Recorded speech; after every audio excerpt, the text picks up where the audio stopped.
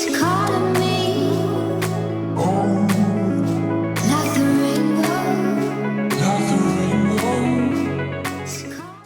guys, welcome back to our channel. It's Sophie. I'm super excited to be back with another eye look tutorial for you guys today. I'm going to show you guys how I achieved this lime green halo smoky eye. So if you guys are interested in seeing how I achieved it, then just go ahead and keep on watching. So jumping right into the tutorial, first thing I'm doing is priming my eyelids. I like to prime with concealer. This one is the Too Faced multi-use sculpting concealer, and then I do set it with some translucent powder.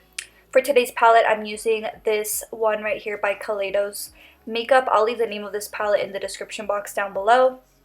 I'm going into this shade right here, and I'm just buffing this on the inner and outer crease with this big fluffy brush, and I'm just kind of mapping out the shape and just laying down this wash of color. This is going to be our first transition color, so it's going to enable all the other shades to blend into this one. So I'm just pretty much applying that, focusing on that very inner and outer edge.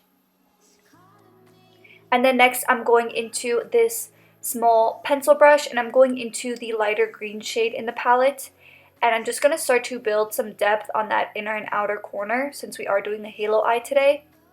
So I'm just kind of laying it down and then dragging inward motions to help me blend it, but we will be going into a bigger brush to help us blend it out even more.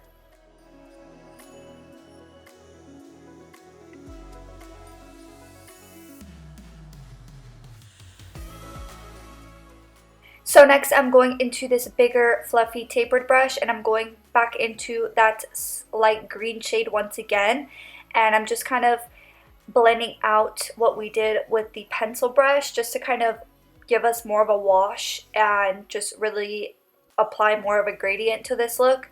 And I'm just kind of doing left and right motions, and then I'm going to be going into this green metallic shade in the palette, and I absolutely love all of their palettes. I have every single one of them, I think, and absolutely love them. I always pick them up. I've been using them non-stop. So I just applied that right in the center.